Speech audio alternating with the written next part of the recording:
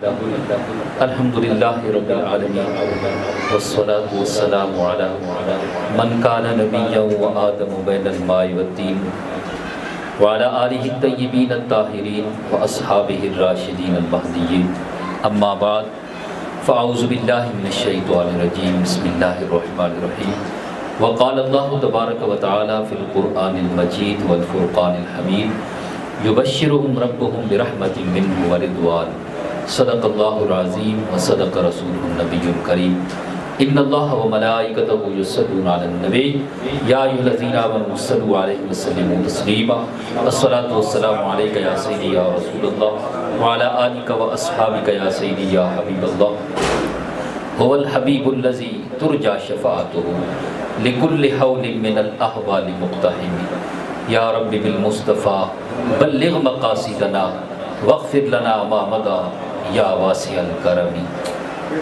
صدیق عکس کمال محمد است صدیق عکس کمال محمد است فاروق ذل جاہ و جلال محمد است صدیق عکس کمال محمد است فاروق ذل جاہ و جلال محمد است عثمان شمع ضیاء جمال مصطفیٰ محمد است حیدر بہار باغ خصال محمد است اسلام ما اطاعت خلفاء راشدین اسلام ما اطاعت خلفاء راشدین ایمان ما محبت آل محمد است ایمان ما محبت آل محمد است اور بے خطر کود پڑا آتش نمرود میں عشق بے خطر کود پڑا آتش نمرود میں عشق عقل محو تماشائے لب بام ابھی اور آج بھی ہو اگر ابراہیم سا ایمان پیدا آج بھی ہو اگر ابراہیم سا ایمان پیدا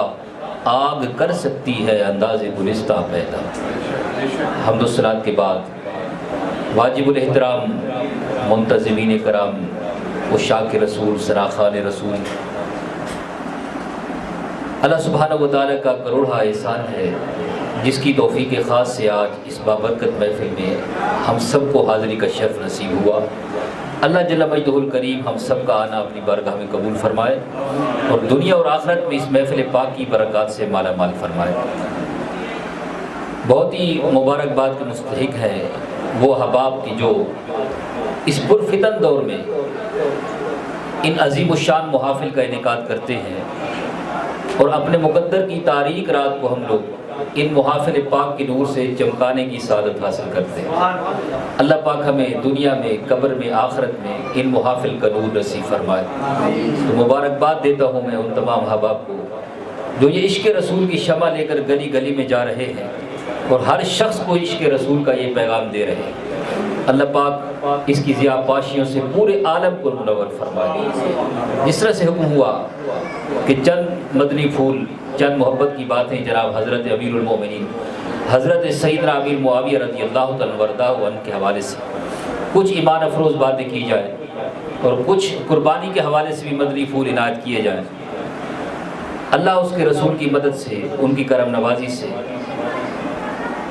چند ایمان افروز باتیں آپ کی گوش گزار کرنے کی سعادت حاصل کروں گا اللہ رب العزت حق گوئی کی توفیق عطا فرمائے امام جلال الدین سیوطی رحمۃ اللہ تعالیٰ علیہ سعادت الدارین شریف میں بڑی ایمان افروز روایت لکھتے ہیں وہ فرماتے ہیں کہ نبی علیہ الصلوۃ والتسلیم نے ارشاد فرمایا کہ میری بارگاہ میں امت کے اعمال پیش کیے گئے اور ہر پیر کے روز امت کے اعمال پیش ہوتے ہیں حضور کرم کرتے ہیں امت کے اعمال پیش کیے گئے میں نے دیکھا کچھ اعمال اللہ کی بارگاہ میں مقبول تھے اور کچھ اعمال رد کر دیے گئے تھے کچھ اعمال مقبول تھے اور کچھ اعمال کیا تھے رد کر دیے گئے تھے لیکن حضور نے فرمایا کہ میں نے دیکھا اعمال رد بھی تھے قبول بھی تھے مگر خوشخبری کی بات یہ ہے کہ میرے امتی کا پڑھا گیا درود کسی مقام پہ رد نہیں تھا ہر جگہ قبول ہی قبول تھا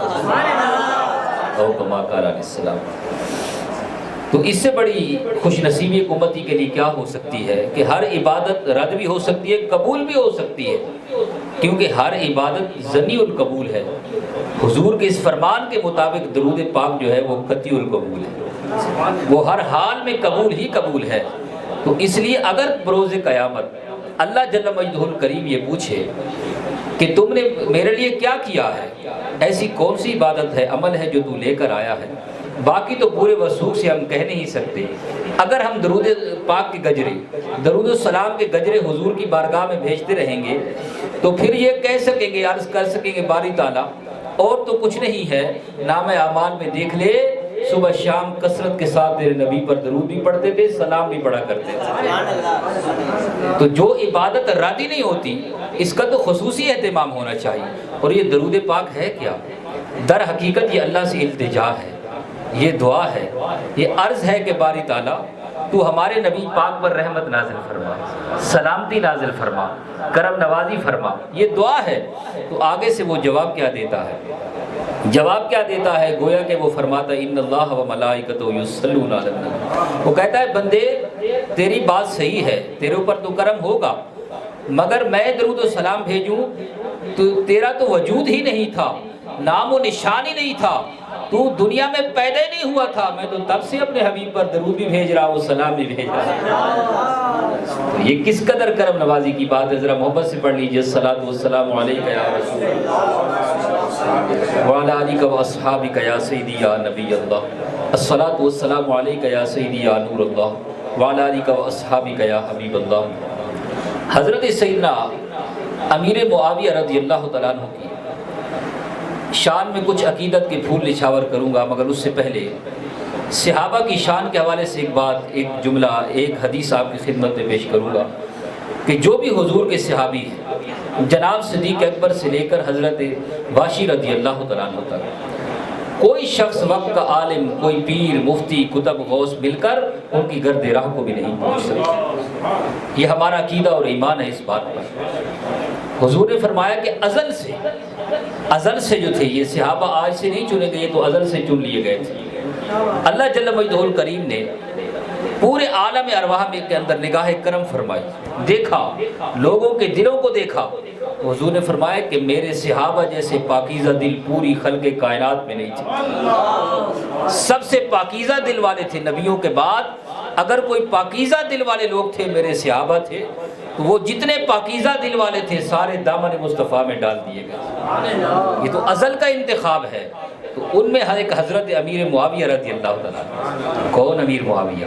جن کا نام ہی کافی ہے، جن کا تعارف کے طور پہ میں سمجھتا ہوں نام ہی کافی ہے۔ اگر پوچھا جائے کہ کاتب وحی کون ہے، امیر معاویہ ہے۔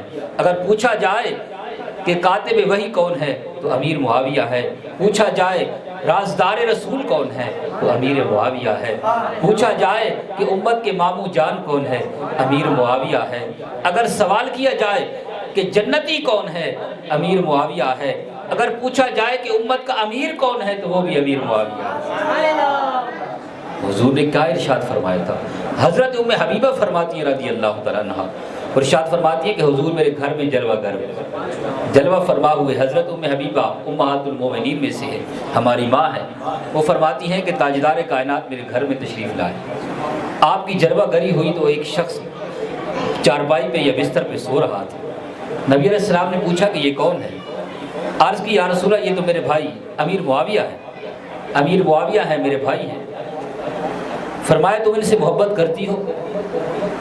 عرض کی یا رسول اللہ میرے بھائی ہے، اہل ایمان ہے، آپ کے صحابی ہیں، میں کیوں نہیں محبت کروں گی؟ یا رسول اللہ میں تو بہت محبت کرتی ہوں۔ فرمایا پھر اگلی بات بتا دوں؟ کہہ دیجئے سبحان اللہ، اگلی بات بتا دوں؟ عرض کی یا رسول اللہ ضرور بتائیے۔ حضور نے فرمایا تم کیا محبت کرتی ہو اس سے میں بھی محبت کرتا ہوں، جو امیر معاویہ سے محبت کرے گا میں اس سے بھی محبت کرتا ہوں۔ جو امیر معاویہ سے محبت کرے گا میں اس سے بھی محبت کروں گا، اور یہ وہ شخص ہے جس سے جبرائیل بھی محبت کرتے ہیں، جس سے میکائیل بھی محبت کرتے ہیں، اور ان سب سے بڑھ کر ان سے خود خدا بھی محبت کرتا ہے۔ تو اس کا خلاصہ کلام کیا ہوا کہ جو امیر معاویہ سے محبت کرتا ہے وہ محبوب مصطفیٰ بھی بن جاتا ہے، محبوب خدا بھی بن جاتا ہے۔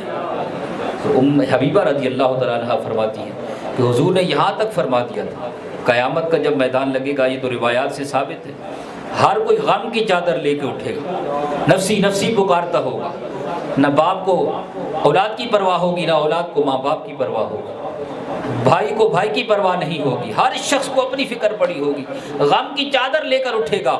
مگر ام حبیبہ فرماتی ہیں مجھے سرکار نے فرمایا، مجھے میرے تاجدار نے فرمایا، حضور نے فرمایا کہ تو فکر نہ کر، قیامت کے دن تیرا بھائی امیر معاویہ نور کی چادر لے کر اٹھے گا، نور کی چادر لے کر اٹھے گا۔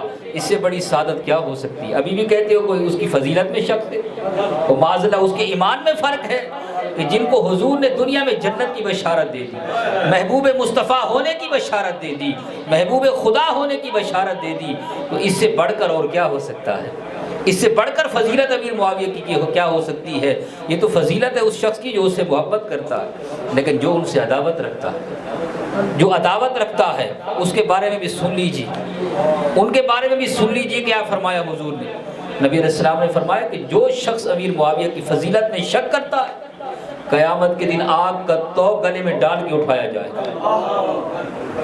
اور بابا خادم رضوی رحمۃ اللہ تعالیٰ، اللہ پاک ان کے مزار پہ کروڑہا رحمت نازل فرمائے۔ اللہ پاک ہمارے جتنے بھی قائدین ہیں، اہل سنت کے جتنے بھی قائدین ہیں، حضرت علامہ الیاس ادار قادری رضوی رضی اللہ تعالیٰ عنہ، جتنے بھی ہمارے قائد اللہ ان سب پر اپنی رحمت کا سایہ رکھے اور تادیر ان کا سایہ ہمارے سروں پر قائم رکھے۔ حضرت بابا خادم رضوی رحمۃ اللہ علیہ، مجھ سے کسی نے پوچھا کہ ان کے کرامت کے حوالے سے یا کردار کے حوالے سے آپ کیا کہیں گے؟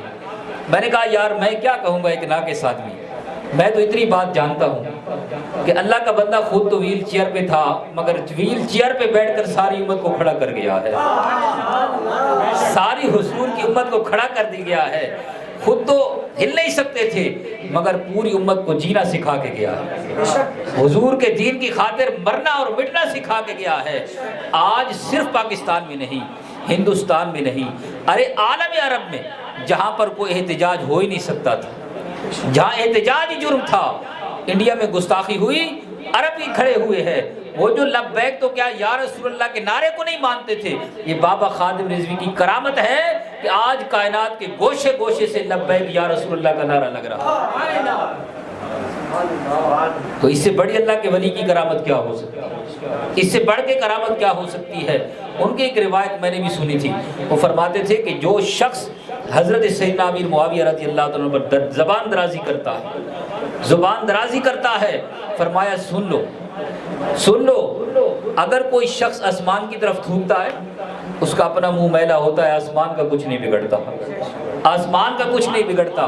فرمایا خبردار، سرکار نے کیا فرمایا تھا کہ جو شخص امیر معاویہ کے خلاف بولے گا اسے دوزخ کے اندر کتے کی شکل میں رکھا جائے گا، وہ حاویہ کا کتا ہوگا اور کتے کی شکل میں جہنم میں داخل کیا جائے گا۔ یار اس سے بڑی بھی کوئی وعید ہو سکتی ہے؟ اس سے بڑی بد نصیبی ہو سکتی ہے؟ اور امیر معاویہ رضی حضرت جناب امیر معاویہ رضی اللہ تعالیٰ عنہ کی شان اس سے بڑھ کر میں اور کیا بات کر سکتا ہوں؟ حضرت اویس کرنی رضی اللہ تعالیٰ، نام سنا ہے؟ درود پاک پڑھ لیجیے۔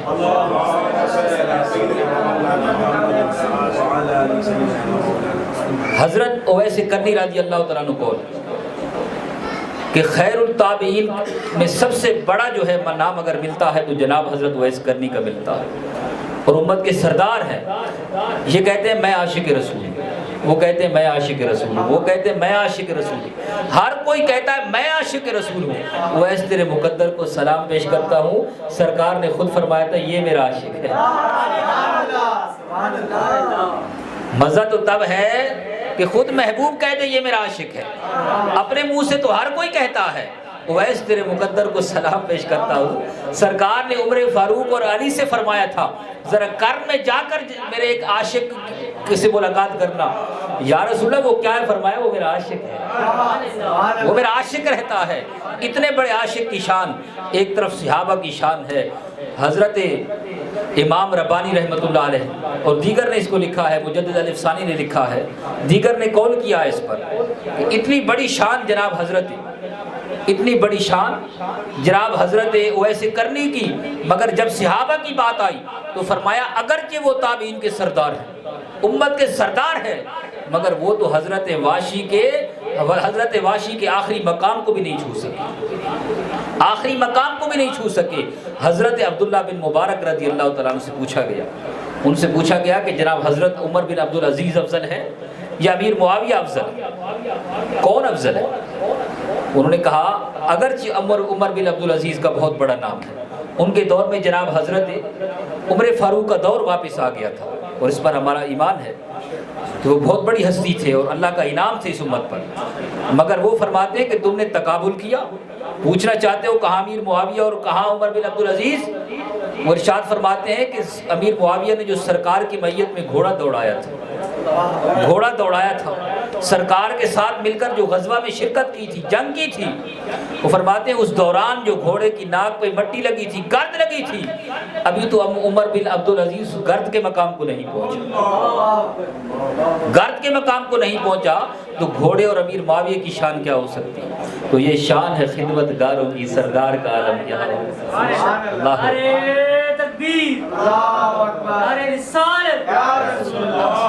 اللہ اکبر۔ اور حضرت سیدنا غوث پاک کی بھی بات کرتا چاہتا، ہمارے ایمانوں کی جان جناب حضرت غوث پاک رضی اللہ عنہ وردہ آپ کے علم میں ہوگا کہ وہ ہستی ہے کہ جن کو سرکار نے سینے سے لگا کر فرمایا تھا یہ میرا بیٹا ہے، اور ان کے بیٹا ہونے میں شک ہی نہیں، شک کرنے کی گنجائش ہی نہیں ہے۔ ان سے پوچھا گیا کہ آپ کی کرامات زیادہ ہیں یا حضرت امیر معاویہ کی کرامات زیادہ ہیں؟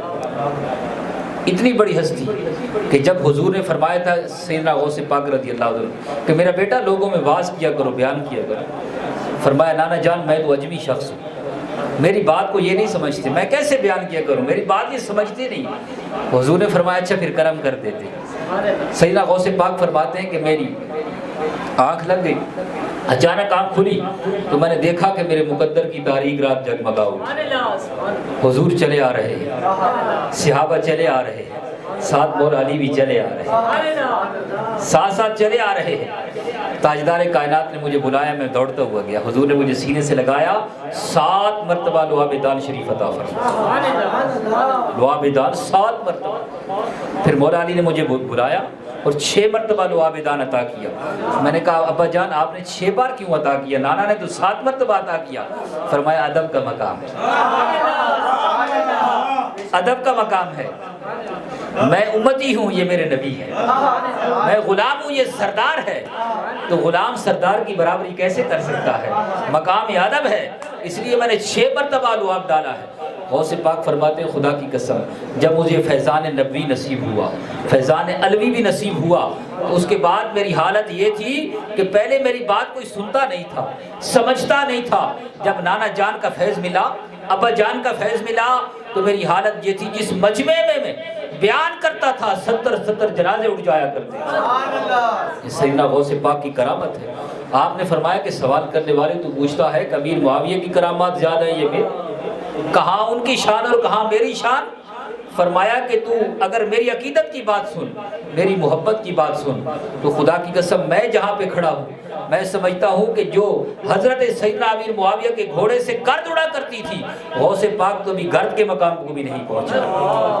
اب آپ مجھے بتائیں کہ جن کا مقام و رتبہ عمر بن عبدالعزیز نہ تول سکے، جن کا رتبہ غوث پاک نے تولنے کی مجال نہیں کی، جن کا رتبہ کوئی تولنے کی مجال نہیں کر سکتا، آج دنیا دار کمینے کیسے ان کا رتبہ تولنے پہ کھڑے ہو گئے؟ تو یاد رکھیں یہ سب سے بڑی بد نصیبی کی بات ہے، سب سے بڑی بد نصیبی کی بات ہے کہ وہ ان نفوس قدسیہ کو نشانہ بناتے ہیں جن کو زندگی میں سرکار نے جنت کی بشارت عطا کی، ان کو رضی اللہ تعالیٰ عنہ کا خطاب ملا۔ اتنی بڑی عظیم ہستیوں کو ٹارگٹ کرنے والوں کو یہ بات یاد رکھنی چاہیے کہ سرکار کو کتنی تکلیف ہوتی ہوگی اس وقت، کتنی تکلیف ہوتی ہوگی جب یہ حضرت امیر بن معاویہ کے خلاف بات کرتے ہیں، کوئی صدیق اکبر کے خلاف بات کرتا ہے، کوئی عمر فاروق کے خلاف بات کرتا ہے، اس وقت سرکار کے دل پر کیا گزرتی ہوگی۔ اور حضور نے فرمایا تھا کوئی میرے صحابہ کو برا بھلا کہے، ویسے کافر پر بھی براہ راست لعنت بھیجنے سے منع کیا گیا ہے، کوئی وجہ نہ ہو تو زندہ کافر پر براہ راست لعنت بھیجنے سے منع کیا گیا، مطلقاً لعنت ہے، ان اللہ لعن الکافرین وعد لهم صحیح ہے، لیکن نام لے کر کہ یہ کافر ہے اس پر لعنت، اس سے بھی اسلام منع کرتا ہے، پسند نہیں کرتا۔ لیکن حضور نے فرمایا کہ جب تم دیکھو کہ کوئی میرے صحابہ کو برا بھلا کہہ رہا، ٹارگٹ کر رہا ہے، براہ راست کہو لعنت اللہ علی شریر، تمہارے شریر پر میں خدا کی لعنت بھیجتا ہوں۔ تو جو صحابہ کا دشمن ہے ان پر طعن و تشنیع کرتا ہے، ان پر حضور نے لعنت بھیجنے کا جواز عطا کیا، ان کے لعنتی ہونے میں کوئی شک نہیں ہو سکتا۔ اور اگر اس بات کے اوپر کوئی طعن و تشنیع کرتے کہ یزید ان کا بیٹا تھا، یزید ان کا بیٹا تھا، تو یہ بات تو پھر بہت آگے تک جائے گی، یہ بات یہاں رکے گی تو نہیں۔ یزید ان کا بیٹا تھا، یہ فیصلہ ان کا اپنا تھا یا کسی اور کا تھا؟ یزید کو امیر معاویہ کے گھر میں پیدا کرنا، یہ یزید کا اپنا، یہ امیر معاویہ کا اپنا کمال تھا یا کسی اور کی حکمت تھی؟ بات تو پھر بہت آگے تک جائے گی کہ یزید خود سے پیدا ہوا تھا یا امیر معاویہ نے انہیں مانگا تھا۔ یہ تو حکمت خداوندی تھی کہ یزید ان کے گھر میں پیدا ہوئے۔ تو اگر بیٹا ہونے کی وجہ سے امیر معاویہ ٹارگٹ کا نشانہ، ٹارگٹ بن رہے ہیں، تو مجھے بتائے کہ حضرت آدم علیہ نبی السلام تو اللہ کے نبی ہیں، وہ کیا ہے؟ اللہ کے نبی ہے۔ تو ان کا بیٹا قابیل جہنمیوں کا سردار ہے، قاتلوں کا سردار ہے۔ دنیا میں جب بھی قتل ہوگا ایک حصہ قابیل کے حصے میں لکھا جائے گا، کیونکہ قتل قابیل نے ایجاد کیا تھا۔ تو اگر کسی کے بیٹے کے فاسق ہونے کی وجہ سے، گناہگار ہونے کی وجہ سے باپ کو ٹارگٹ کیا جائے گا، تو بتاؤ حضرت آدم کے بارے میں کیا کہو؟ حضرت لوط علیہ السلام، حضرت لوط علیہ السلام اللہ کے نبی تھے مگر بیوی جہنمیوں کی۔ حضرت نوح علیہ السلام انبیاء کے سردار ہیں، اور پہلے وہ نبی ہیں جن کو اللہ پاک نے وحی دے کر زمین پر بھیجا اور تبلیغ کا کام شروع کیا۔ ان کا بیٹا جہنمیوں کا سردار ہے، کیا کہیں گے آپ؟ تو یہ کوئی طعن و تشنیع کرنے کی وجہ نہیں ہے کہ یزید ان کی اولاد تھی، اور مجھے جواب پہلے بھی دے چکا ہوں کہ یزید خود سے پیدا نہیں ہوا، یہ خالق کائنات نے اپنی حکمت سے پیدا کیا۔ تو کسی کے گناہگار ہونے سے، کسی کو فاسق و فاجر ہونے سے ماں باپ کی شان میں کمی نہیں آتی۔ اور یاد رکھیں امیر معاویہ، حضرت امیر معاویہ رضی اللہ تعالیٰ عنہ کوئی تربیت میں کمی نہیں چھوڑی تھی، وہ خود بدبخت نکلا، وہ خود بد نصیب نکلا۔ آخری وصیتوں میں سے وصیت ملتی ہے کہ حضرت امیر معاویہ رضی اللہ تعالیٰ عنہ نے یزید کو بلایا اور فرمایا کہ یاد رکھ تیری کچھ نیت مجھے ٹھیک نہیں لگتی، لیکن جب بھی تجھے اولاد رسول جناب حضرت امام حسین ملے، کھڑے ہو کر ان کی تعظیم کر، ان کا ادب کیا کر، ان کی عزت کیا کر، کیونکہ ہم جتنے بڑے مقام کے مالک ہو جائیں اولاد رسول کے برابر نہیں ہو سکتے۔ اور جب بھی شہزادے آپ کے پاس آیا کرتے، شہزادوں سے ملاقات ہوتی، امیر معاویہ 3 لاکھ درہم نذرانہ پیش کیا کرتے تھے، لاکھوں درہم نذرانہ پیش کیا کرتے تھے، اور کھڑے ہو کر امام حسن کا استقبال کیا کرتے تھے، بوسی کیا کرتے تھے۔ اور آپ نے آخری وصیت میں یہ بات لکھی تھی، یہ ایک چادر ہے، یہ منہ مبارک ہیں، یہ تہ بند، ان کو میرے کفن میں رکھ دینا، خدا کا واسطہ مجھے ان کے بغیر مت دفنانا۔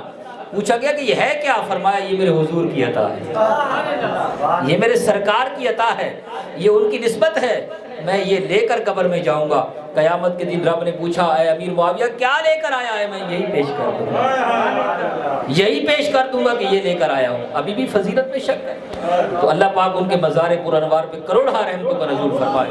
تو جو شخص حضرت سیدنا امیر معاویہ کو یا جناب صدیق اکبر سے لے کر حضرت واشی تک کسی صحابی کو ٹارگٹ کر رہا ہے، وہ اپنی قبر میں انگارے بھر رہا ہے، آگ بھر رہا ہے۔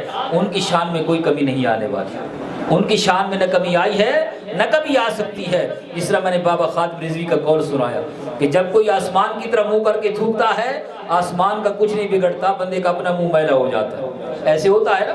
تو اللہ پاک ان کو ہدایت عطا کرے۔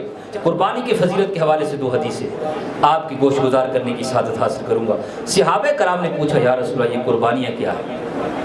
قربانیاں کیا ہیں؟ حضور نے فرمایا سنت ابیکم ابراہیم علیہ نبی السلام۔ حضور نے فرمایا کہ یہ قربانیاں جو ہیں تمہارے دادا ابراہیم کی سنت ہے۔ انہوں نے فرمایا قالوا وما لنا فیہا یا رسول اللہ، یا رسول اللہ اس کے اندر ہمارے لیے کیا ہے، اجر و ثواب کیا ہے؟ حضور نے فرمایا بکل شارۃ حسنۃ۔ کیا فرمایا؟ بکل شارۃ حسنۃ۔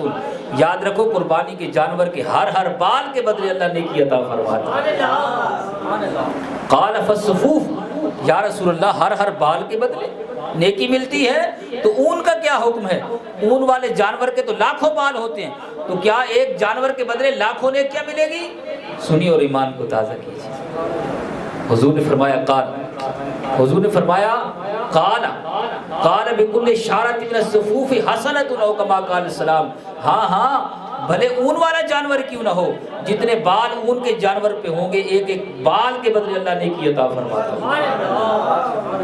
یعنی قربانی کا جانور انسان کے کھاتے میں لاکھوں نیکیاں ٹرانسفر کر دیتا ہے، لاکھوں نیکیاں ٹرانسفر کر دیتا ہے۔ تو یہ نیک بننے کا ذریعہ ہے۔ یہ قربانی کو قربانی کیوں کہا جاتا ہے؟ کیونکہ جو ایمان و اخلاص کے ساتھ قربانی کرتا ہے وہ اللہ کا قرب حاصل کر لیتا ہے، اللہ کی مغفرت حاصل کر لیتا ہے۔ اور تاجدار کائنات کا یہ آپ کے حوالے سے یہ فرمان مختلف روایات میں آتا ہے۔ امام طبرانی نے اس کو لکھا، دیگر نے لکھا، نبی علیہ السلام نے ایک مرتبہ 2 مینڈھے منگوائے، 2 بڑے سینگ والے مینڈھے منگوائے اور قربان کرنے کا ارادہ کیا۔ پوچھا کہ یا رسول اللہ 2 کیوں؟ آپ 2 کیوں قربان کر رہے ہیں؟ حضور نے فرمایا ایک میری اور میری اولاد کی طرف سے، دوسرا میری ساری امت کی طرف سے، دوسرا میری ساری امت کی طرف سے۔ یا رسول اللہ ساری امت کی طرف سے ایک مینڈھا؟ فرمایا قربان کون کر رہا ہے؟ قربان کون کر رہا ہے؟ تو اس پر علماء نے بڑا ایمان افروز نکتہ دیا ہے، بڑا ایمان افروز نکتہ دیا کہ جو غریب مسلمان قربانی نہیں کر سکتا، قربانی کی استطاعت نہیں رکھتا، اسے گھبرانا نہیں چاہیے، اسے گھبرانا نہیں چاہیے۔ بخشوانے کے لیے میرے نبی کی قربانی کافی ہے۔ حضور نے جو امت کی خاطر قربانی دی تھی نا، انشاءاللہ بیڑا پار کرنے کے لیے حضور کی قربانی کافی ہے۔ تو خوش نصیبی ہے ہر مسلمان کی، جو کر رہا ہے سرکار نے اس کو بھی دی ہے، جو قربانی نہیں کر پا رہا کئی زاویوں سے حضور نے اس سے بھی بشارت دی ہے۔ جو قربانی کر رہا ہے بال اور ناخن نہ کاٹے، چاند دکھنے سے لے کر وقت قربانی تک اگر بال ناخن نہ کاٹے تو کیا ہوتا ہے؟ اللہ پاک اس کی قربانی کا ثواب بڑھا دیتا ہے۔ اور حضور نے اتنا آگے کرم کو پھیلا دیا، مہربانی کو آگے پھیلا دیا، فرمایا کہ جو شخص قربانی نہیں کر پا رہا اگر وہ بھی سنت پہ عمل کر دے اللہ اسے بھی قربانی کا اجر و ثواب عطا کرے۔ وہ شخص نہیں جس پر واجب ہے اور نہیں کر رہا، نہیں، جو استطاعت نہیں رکھتا وہ شخص نہیں کر رہا، اگر وہ بھی بال اور ناخن نہ کاٹے گا تو اللہ اسے بھی اجر و ثواب عطا فرمائے۔ یہ تو کرم نوازی ہی کرم نوازی۔ قربانی کا نصاب کیا ہونا چاہیے؟ یہ تو آپ اکثر سنتے رہتے ہیں، مگر میں چند بات اس کے ضمن میں عرض کرتا چلوں کہ قربانی کا نصاب کیا ہے۔ یاد رکھیں زکوٰۃ کے نصاب میں صرف مال نامی ہونا شرط ہے، لیکن فطرے اور قربانی کا جو نصاب ہے اس کے اندر مال نامی غیر نامی دونوں شامل ہیں۔ مطلب کیا ہے؟ وضاحت عرض کر دیتا ہوں۔ 7.5 تولے سونا ہو قربانی واجب، 52.5 تولے چاندی ہو قربانی واجب، یا آپ کے پاس کوئی ایسی چیز ہو جو جس سے 52.5 تولے چاندی خریدی جا سکتی ہو قربانی واجب، اتنا پیسہ ہے آپ کے پاس، شیئرز وغیرہ ہے 52.5 تولے چاندی 70 سے 80 ہزار روپے بنتے، کسی کے پاس 70 سے 80 ہزار روپے رکھے ہو یا 70-80 ہزار روپے کمیٹی میں شامل کیے ہوئے، کسی کو ادھار دیا ہوا ہے، 70-80 ہزار روپے کے پرائز بانڈ رکھے ہوئے وغیرہ وغیرہ، یہ تمام چیزیں قربانی بندے پر لازم کر دیتی ہے۔ اور ایک چیز میں اور بھی اضافہ کرتا چلوں، یہ جو آخری چیز میں عرض کر رہا ہوں یہ زکوٰۃ میں شامل نہیں ہے، زکوٰۃ میں شامل نہیں ہے مگر قربانی میں شامل ہے۔ وہ کیا؟ گھر کا اضافی سامان، گھر کا اضافی سامان۔ ہم لوگ سوچتے نہیں اس چیز کو، حالانکہ اس پر بھی قربانی لازم ہے۔ گھر کے اندر جو اضافی سامان پڑا ہے جس کی ہمیں ضرورت نہیں ہے، کچھ پنکھے رکھے ہوئے، اے سی رکھا ہے، ٹی وی رکھا ہے، فریزر رکھا ہے، چارپائیاں وغیرہ وغیرہ، جو اضافی سامان گھر میں رکھا ہے اور اس کی اگر قیمت لگوائی جائے تو 70-80 ہزار تک جا پہنچتی ہے، زکوٰۃ تو لازم نہیں آئے گی، قربانی بندے پر لازم آ جائے گی۔ اسی طرح مال مخلوق کے اوپر قربانی ہے۔ مال مخلوق کا مطلب کیا ہے؟ تھوڑا سا سونا، تھوڑی سی چاندی، تھوڑے سے نقدی مل کر 80 ہزار روپے کے بنتے ہیں تب بھی قربانی واجب ہے۔ تو گھر میں جتنے افراد پر قربانی واجب ہے سب کو کرنی پڑے گی۔ ایک اور نقطے کی وضاحت کرتا چلوں، اور ایک جو غلط قسم کی بات ہمارے ذہنوں میں راسخ ہو گئی ہے، لوگ کہتے ہیں کہ ابا جان کی طرف سے کر دو سب کی طرف سے ہو جائے گی، اماں کی طرف سے کر دو سب کی طرف سے ہو جائے گی، بڑے بھائی کی طرف سے ہو گئی سب، ایسا کوئی معاملہ نہیں۔ ہم جتنے لوگ بیٹھے ہیں نماز سب پر فرض ہے یا نہیں؟ سوائے ان بچوں کے فرض ہے یا نہیں؟ اب میرے گھر میں اگر 4 بھائی مجھ سے چھوٹے ہیں اور وہ یہ کہتے ہیں کہ بڑا بھائی پڑھ رہا ہے لہٰذا سب کی طرف سے ہو رہی ہے،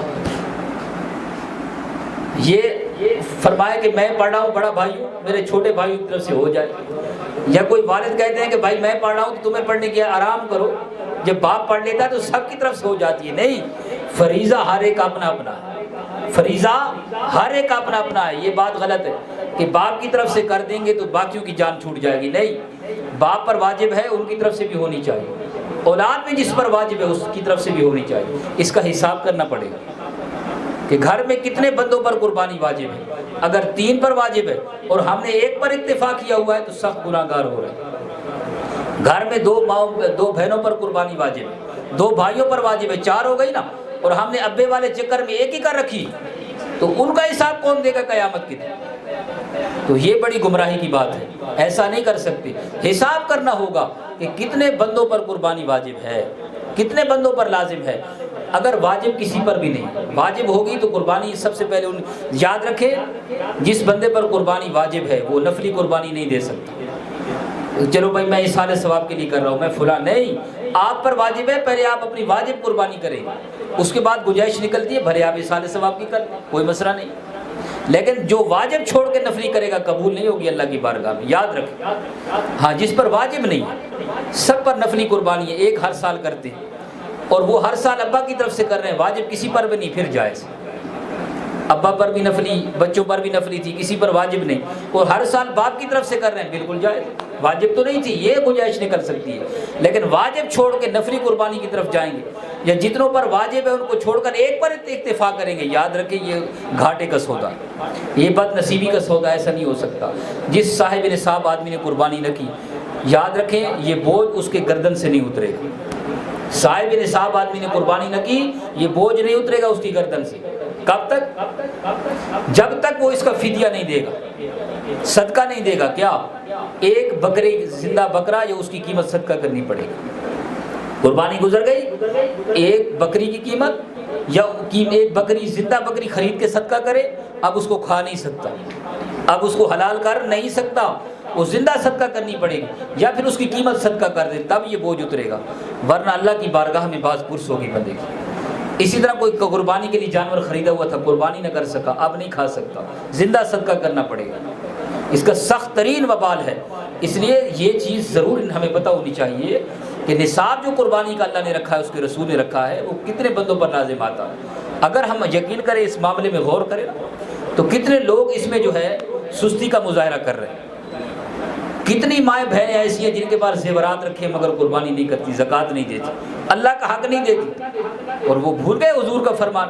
ایک عورت حضور کے پاس آئی، اس کی بچی نے سونے کے کنگن پہنے ہوئے تھے، حضور نے دیکھ کے فرمایا ان کی زکوٰۃ دیتی ہو؟ عرض کی یا رسول نہیں۔ فرمایا تم پسند کرتے ہو اس بات کو؟ اس کے بدلے میں آگ کے کنگن تیری بیٹی کے اس میں ڈال دیے جائیں، ہاتھ میں ڈال دیے، آگ کے کنگن پہنا دیے جائیں، پسند کرو گی؟ عرض کی یا رسول نہیں۔ فرمایا پھر زکوٰۃ دیا کرو اس بات۔ غور کرنا چاہیے کہ گھر میں کتنے بندوں پر واجب ہے۔ اگر کسی شخص کے پاس 70-80 ہزار روپے ضرورت سے زیادہ رکھے ہوئے، کسی کو قرضہ دیا ہوا اتنا، یا پرائز بانڈ وغیرہ رکھے ہوئے ہیں، ضرورت سے زائد سامان رکھا ہوا ہے، کوئی بھی صورت بنتی ہے، اسی طرح ابا جی نے پینشن کا مال دبا کے رکھا ہوا ہے، یا جو بھی صورت بنتی ہے، قربانی کس کو کرنی ہوگی؟ ایک قربانی سب کی طرف سے کافی نہیں ہو سکتی کسی صورت میں۔ قربانی کے جانور کی عمر کتنی ہونی چاہیے؟ شاہ صاحب عرض کر دوں، قربانی کے جانور کی عمر کتنی ہونی چاہیے؟ اس میں بڑی احتیاط چاہیے۔ ہم لوگ کراچی میں رہتے ہیں نا، بڑے بڑے فنکار یہاں رہتے ہیں، بڑے بڑے فنکار یہاں پر رہتے ہیں، اس میں بڑی احتیاط چاہیے، اور کسی تجربے کار آدمی کو ساتھ لے جائیں، جب جانور خریدنے جائیں نا، تجربے کار آدمی کو ساتھ لے جائیں، اور اعتماد کے بغیر جانور نہ خریدیں، ہم دھوکہ کھائیں گے اور ہمارا فریضہ ادا نہیں ہوگا۔ اونٹ کی عمر پورے 5 سال ہونی چاہیے، گائے بھینس کی عمر پورے 2 سال ہونی چاہیے، 2 سال سے کم نہیں، بکری کی عمر پورا 1 سال ہونی چاہیے، بکری کی عمر کتنی ہونی چاہیے؟ پورے 1 سال ہونی چاہیے۔ ہاں بھیڑ کا بچہ جو ہے، بھیڑ کا بچہ یا دمبا، وہ بھی سال کا ہونا چاہیے، لیکن اس میں استثناء ہے کہ اگر بھیڑ کا بچہ یا دمبا 6 مہینے یا اس سے اوپر کا ہے، لیکن اتنا موٹا ہے کہ سال والوں میں کھڑا کر دو، سال کا لگتا ہے قربانی ہو جائے۔ یہ بھیڑ کے بچے کی بات، بکری کے بچے کی بات نہیں کر رہا، بکری یا بکرے کا بچہ پورے سال کا ہونا چاہیے، 1 دن کم ہے قربانی نہیں ہوگی۔ لیکن بھیڑ کا بچہ اگر سال سے کم ہے، 6 مہینے سے اوپر کا ہے، لیکن اتنا موٹا ہے کہ سال کا لگتا ہے قربانی ہو جائے۔ کون سے عیب سے جانور کو پاک ہونا چاہیے؟ یہ مسئلہ بھی بڑا ہے۔ سینگ کا مسئلہ بہت سارے لوگ پوچھتے ہیں، پیدائشی سینگ اگر نہیں ہے جانور کی، بالکل پیدائشی سینگ ہی نہیں ہے جانور کی، تو پھر بھی قربانی کا مسئلہ ہے۔ اچھا پیدائشی سینگ اگر نہیں ہے تو قربانی ہو جائے گی، لیکن سینگ کٹنے کا مسئلہ ضرور ہے کہ سینگ اوپر سے اگر کٹ گیا، اوپر سے کٹ گیا ہے لیکن جڑ سلامت ہے۔ یہ دیکھ رہے ہیں اس ٹائپ کا نشان بنا ہوتا ہے، یہ دیکھ رہے ہیں اس ٹائپ کا نشان بنا ہوتا ہے، یہ اگر جڑ سلامت ہے قربانی ہو جائے گی، جڑ سے اوپر کٹا ہوا ہے قربانی ہو جائے گی، لیکن جڑ بھی کٹ گئی ہے نیچے سے، مینگ کٹ گئی ہے تو پھر قربانی نہیں ہوگی۔ اگر کسی جانور کے پیدائشی کان نہیں ہوں گے قربانی نہیں ہوگی، پیدائشی سینگ نہیں ہو قربانی ہو جائے گی، پیدائشی کان نہیں ہو قربانی نہیں ہوگی۔ اسی طرح اندھے جانور کی قربانی نہیں ہوتی، کانے جانور کی قربانی نہیں ہوتی۔ اندھا جانور میں آج کل شیشے فٹ کر دیتے ہیں آنکھوں، یہ سننے میں آیا ہے، شیشے فٹ کرتے اور بالکل اوریجنل لگتا ہے لیکن ایسا ہوتا نہیں، ان کو خدا کا خوف نہیں آتا، تو اس میں بھی بڑی احتیاط کرنی چاہیے۔ تو اس کے جو اندھا جانور ہے، کانا جانور ہے، اس کی قربانی جائز، کان کٹا ہوا ہے، تہائی سے زیادہ کٹا ہوا ہے تو قربانی نہیں ہوگی، تہائی یا اس سے کم کٹا ہوا ہے قربانی ہو جائے گی۔ دم اگر تہائی یا اس سے زیادہ کٹی ہوئی ہے قربانی نہیں ہوگی، تہائی سے کم کٹی ہوئی ہے تو قربانی ہو جائے گی۔ آج کل دم کو بھی میجے کے ذریعے چپکا دیتے ہیں کسی طور پہ، آج کل میجک لگا کے نا کٹی ہوئی دم جو ہے، کٹی ہوئی دم دوبارہ جوڑ دیتے ہیں، وہ بچے پیچھے سے ہاتھ ڈالتے ہیں تو ہاتھ میں آ جاتی ہے۔ تو یہ بھی دیکھنے میں آج کل سین آ رہے ہیں کراچی میں، اس لیے میں عرض کر رہا ہوں کہ یہاں بڑے بڑے فنکار بیٹھے ہیں، ہر چیز دیکھ کے لی جائے، یہ سین ہمارے سامنے آئے، وہاں سے جانور خرید کے لائے، بچے ہوتے ہیں نا ٹہلانے کے لیے جانور لے جاتے، پیچھے کسی کا ہاتھ پڑا اللہ کے حکم سے، جب گھر پہنچے تو دم ہاتھ میں آ گئی۔ اب عالموں کے پاس بھاگ رہے ہیں، بھائی کیا کریں، خدا کے بندے اس وقت نہیں دیکھا تھا، جب جانور خرید رہے تھے اس وقت نہیں دیکھا تھا کہ یہ اوریجنل ہے یا چپکا ہوا ہے، تو اس کا بھی خیال کیا جائے۔ اگر دم تہائی سے زیادہ کٹی ہوئی ہے تو قربانی جانور کی نہیں ہوگی۔ لنگڑے جانور کا کیا حکم ہے؟ لنگڑا جانور اگر ایسا لنگڑا ہے کہ چاروں ٹانگیں زمین پہ لگا کے چلتا ہے، بھلے لنگڑا کے چلتا ہے مگر ٹانگیں زمین پر لگتی ہیں اور چل کے قربان گاہ کی طرف جا سکتا ہے، قربانی جائز۔ لیکن اگر ایک ٹانگ بالکل اٹھی ہوئی ہے پھر قربانی نہیں ہوگی، اس کی ممانعت ہے۔ تو یہ چند عیوب ہیں۔ اسی طرح جانور کے تھن جو ہیں وہ خشک ہو جائیں، اس کی بھی قربانی جائز نہیں۔ جانور کے اندر مرد اور نر اور مادہ کی دونوں علامتیں پائی جائیں تب بھی قربانی نہیں ہوگی۔ جانور گندگی کھاتا ہے تب بھی قربانی نہیں ہوگی۔ یہ بڑے بڑے عیوب ہیں، ناک کٹا ہوا ہے تب بھی قربانی نہیں ہوگی، تو اس سے اجتناب کرنا چاہیے اور بڑی دیکھ بھال کے جو ہے یہ جانور لینے چاہیے اور اچھا اور تگڑا جانور قربان کرنا چاہیے، اس لیے کہ حضور نے فرمایا کہ اچھا جانور قربان کرو، یہ پل صراط میں سواری کا کام دے گا۔ میں نہیں کہہ رہا، حضور نے فرمایا یہ کیا کرے گا، پل صراط پہ کس کا کام دے گا بھائی، سمجھ آ رہی، کیا کرے گا، پل صراط پہ سواری بنا دی جائے۔ اب ایک سوال ذہن میں آ سکتا ہے کہ یار 30 کلو کا بکرا ہے اور بندہ ماشاءاللہ 3 من کا ہے، بندہ کتنا ہے 3 من کا ہے ماشاءاللہ، عقیل کریم کی طرف 150 کلو کا بندہ ہے، وہ 30 کلو کے بکرے میں کیسے بیٹھے گا، سوال ذہن میں آتا ہے۔ تو ایک بات تو ہے نا، 30 کلو کا بکرا اپنا وزن نہیں اٹھا سکتا، وہ اس بچے کو اٹھا کے مشکل سے چلے گا، تو ماشاءاللہ 3 من کے آدمی کو کیسے اٹھائے گا۔ تو یاد رکھیں ضروری نہیں کہ وہی جانور انسان کو عطا کیا جائے، یعنی جتنی اچھی قربانی ہوگی اتنا اعلیٰ ترین جو ہے اللہ تعالیٰ براک عطا فرمائے گا، وہ اس کی برکت سے اللہ اچھی قربانی عطا کرے گا۔ اور اگر اسی بکرے نے بھی آنا ہے تو جو بھیج رہا ہے اس کو پتا ہے کہ پھر اٹھانا کس کو ہے، وہ طاقت بھی دے سکتا ہے، ہمت بھی دے سکتا ہے، تو یوں نہیں گھبرانا چاہیے کہ 30-35 کلو کا بکرا اتنے بڑے آدمی کو کیسے اٹھائے گا، انشاءاللہ لے جائے، اس گھبرانے کی ضرورت نہیں۔ ایک احتیاط آپ کی خدمت میں اور بھی پیش کرتا چلوں، یاد رکھیں ہم لوگ احتیاط نہیں کرتے، پوری تحقیق نہیں کرتے، اور اکثر کافروں سے لوگ جانور کٹواتے ہیں، ایسے ہوتا ہے شاید، یہ بہت سننے میں آتی ہیں باتیں، پہلے ایڈوانس بکنگ کے پیسے لے کے چلے جائے، ہمیں کیا پتہ کون مسلمان ہے، یہاں تو پتہ نہیں چلتا۔ ہمارے جیسے نمونے نقشے نام بھی یقین کریں، یہ بھنگی ہوتے ہیں نا گٹر صاف کرنے والے، ان کے میں نے نام پوچھے، صدیق نام ہے، کامران، سلیم، یہ گٹر والوں نے نام مسلمانوں والے رکھے ہو، کیا پتہ کون، وہ تو شکل سے کچھ اندازہ ہوتا ہے۔ تو قصائی کے بارے میں پوری احتیاط، جو مجوسی ہے، جو بت پرست ہے، جو کافر ہے، وہ اگر اللہ کا نام لے کے بھی جانور ذبح کرے، جانور حلال نہیں ہوتا۔ اچھا، جو اہل کتاب یہودی نصرانی ہے اس پر بھی علماء نے آج کل کلام کیا، اگرچہ جو کتابی کافر ہے وہ بھی کافر مشرک ہے، کتابی کافر یہودی نصرانی، اگر وہ شخص قربانی کرتا ہے، بسم اللہ اللہ اکبر کہتا ہے، تو ذبیحت اس کا حلال ہے، لیکن فی زمانہ اس پر بھی علماء کا کلام ہے۔ اس لیے احتیاط یہی ہے کہ ہر صورت کیا ہونا چاہیے، مسلمان ہونا چاہیے، قصائی خدارہ مسلمان۔ اور مسلمان کی ایک برکت میں آپ کو اور بتا کے بات ختم کرتا ہوں، ایک برکت اور عرض کر رہا ہوں کہ مسلمان جب ذبح کرنے لگے تو اس کو چاہیے کہ بسم اللہ اللہ اکبر، اگر جان بوجھ کے نہیں پڑے گا جانور حرام ہو جائے گا۔ اسی طرح جتنے لوگوں نے چھری پہ ہاتھ رکھا ہوتا ہے یہ احتیاط نہیں کرتے، وہ سمجھتے ہیں کہ انہوں نے پڑھ لیا نا تو کافی ہے. نہیں، جتنے لوگ چھری پہ ہاتھ رکھتے ہیں سب پر فرض ہے سب پڑھیں. یا تو پھر آپ چھری پہ ہاتھ نہیں رکھیں، اس وقت دوسروں کو بھی بسم اللہ اکبر کہنا چاہیے. اگر کہیں گے تو انشاءاللہ اس کو بھی یاد آ جائے گی جو جانور ذبح کر رہا ہے. لیکن مسلمان اگر بھول گیا، کون بھول گیا؟ مسلمان اگر بھول گیا اور اس نے بسم اللہ اکبر نہیں کہا اور جانور ذبح کر دیا، حضور نے فرمایا اس کا حلال ہو جائے گا. مسلمان بھولے سے چھری چلا گیا، مسلمان بھولے سے چھری چلا گیا، اس کو اللہ کا نام یاد نہیں آیا، 4 رنگیں کاٹ ڈالی اس نے، مسلمان کا پھر بھی حلال ہے. کافر نے اللہ کا نام لے کے ذبح کیا پھر ہی حرام ہے. مسلمان نے بغیر اللہ کا نام لیے، بھول گیا، جان بوجھ کر نہیں، بھول کے اللہ کا نام لے لیا اور 4 رنگیں کاٹ ڈالی پھر بھی حلال ہے. یا رسول اللہ کیوں؟ اس لیے حضور نے فرمایا مسلمان کے دل میں اللہ کا نام نقش ہوتا ہے.